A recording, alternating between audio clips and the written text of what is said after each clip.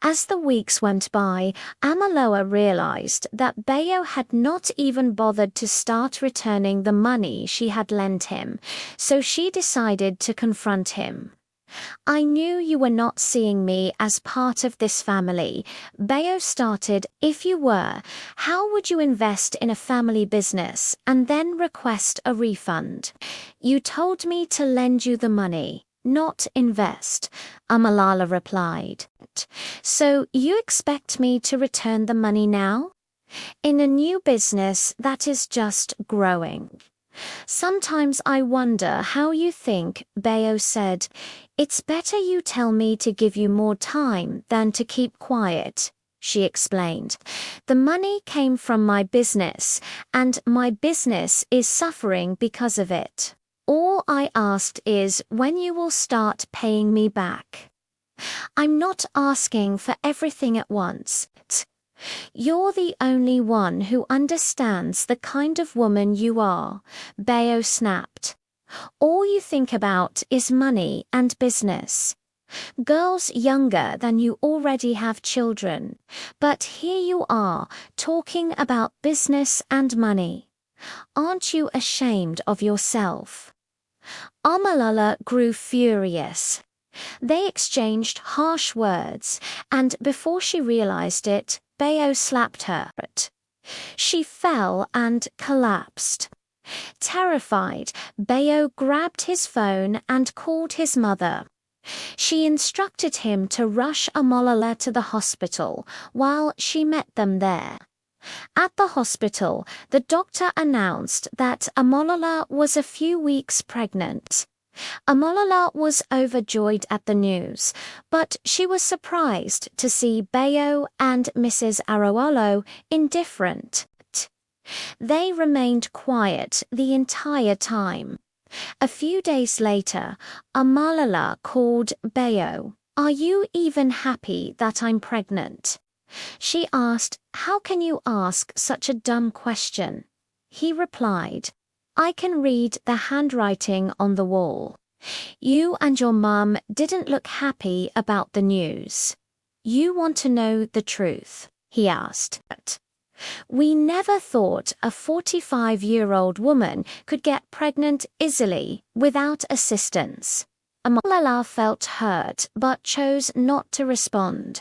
She hoped that with time, Bayo would change and focus more on their family.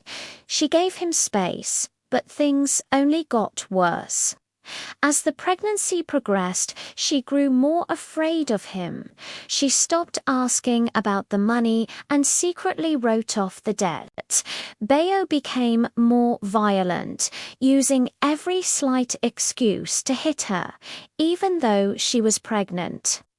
To him, he was the man and the dictator, and Amalala had to obey without question. Mentally, she began losing herself. She kept quiet just to please him. The harder she tried, the worse things became. She was never happy throughout her pregnancy. Unfortunately, she lost the baby at 4 months. She cried bitterly, and no one could console her. "I knew you couldn't have the child," Mrs. Araolo said coldly when she visited. "We were only giving it the benefit of the doubt. Please allow my son to marry a younger woman who can give him children." For the first time, Amalalo snapped. "You wicked witch.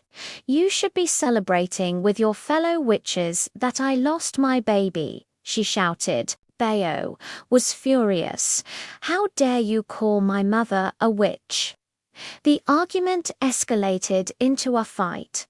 Mrs. Arowello stormed out angrily and told her son to leave the house with her.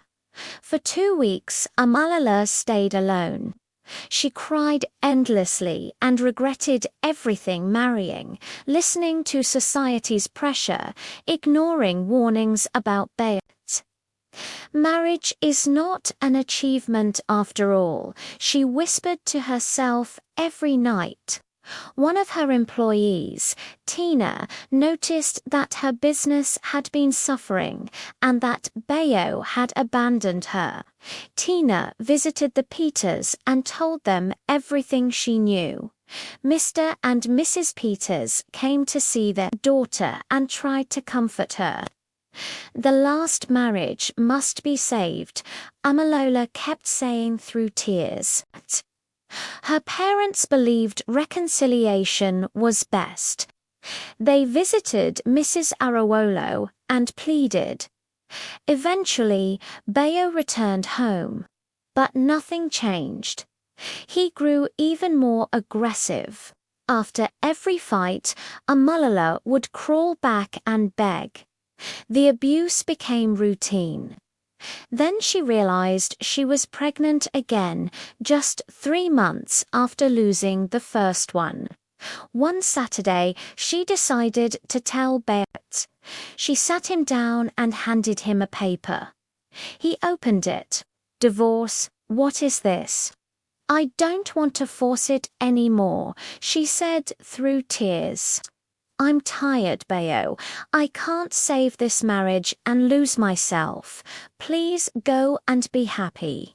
I'm tired of fighting for something that isn't mine. I need to find myself again. I love you, but I'm letting you go. I'm filing for divorce." Bayo looked at her coldly. "My mum said you were a time waster, but I wanted to prove her wrong. If this makes you happy, fine." He walked out. Amalola watched him leave, tears streaming down her face. She kept one secret close to her heart, the new life growing inside her. She wasn't ready to lose another child. The last marriage could not be saved. Amalola walked away, realizing that you cannot love someone more than yourself, and you cannot force what isn't meant to be. If something isn't working, it simply isn't. The end.